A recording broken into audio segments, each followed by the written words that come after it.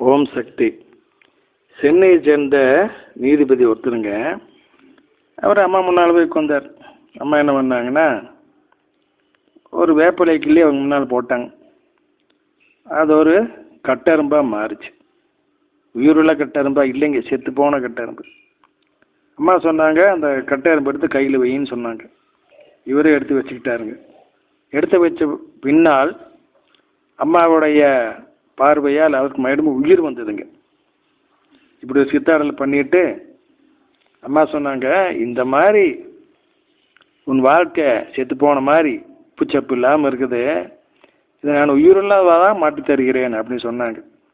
அடுத்து என்ன பண்ணாங்க சொன்னாங்க, ஆடிப்புறத்தின் பொழுது வரிசையில வரும் பதவி பகட்டு இதெல்லாம் காமிச்சு, நீ மெயின் கேட்ல அபிஷேகம் பண்ண வேண்டாம், சாதாரண பக்தர்கள் எப்படி வர்றாங்களோ அது மாதிரி வரிசையில பாலாபிஷேகம் பண்ணு. அது மட்டும் இல்லாம கொடுக்குற பிரசாதத்தை 2 கையிலையும் வாங்கி சாப்பிடு அப்படின்னு சொல்லி சொன்னாங்க. கையில வாங்கி சாப்பிடு அப்படின்னு சொல்லி அம்மா சொன்னாங்க.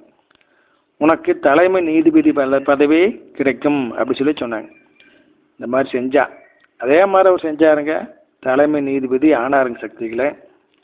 அடுத்து பாருங்க, கோயம்புத்தூர்ல பாப்பநாயக்கம் பாளையத்துல ஒரு ஏழை தொண்டர், அவங்க வீட்டில் நம்ம குரு பகவான் படம் போட்ட ஒரு கேலண்டர் வாங்கி கொண்டு வச்சிருக்காங்க. அந்த அம்மா ஊட்டம்மா, அந்த அம்மாவுடைய சிறந்த பக்தர். ஆனால் வீட்டுக்காரர் மற்றவங்க எல்லாம் அம்மாவை வெறுக்கிறவங்க, கேவலமாக பேசுகிறவங்க. என்ன பண்ண, இந்த பொண்ணு அழுதுகிட்டே இருக்குது, ஆனால் அம்மா விட மாட்டேங்குது. ஆனால் அவங்களா வெறுத்து பல மாதிரி ஏசுறாங்க. அதனால அம்மா மனம் பொறுக்க மாட்டாமல் என்ன பண்ணாங்க அப்படின்னா, தன்னுடைய குடும்பம் முழுவதும் அம்மை கொப்பளங்கள் அந்த படத்தில் வர்ற மாதிரி பண்ணிட்டாங்க. இப்போ அம்மாவுடைய படத்தில் உடம்பு முழுவதும் அம்மை கொப்பளங்கள்.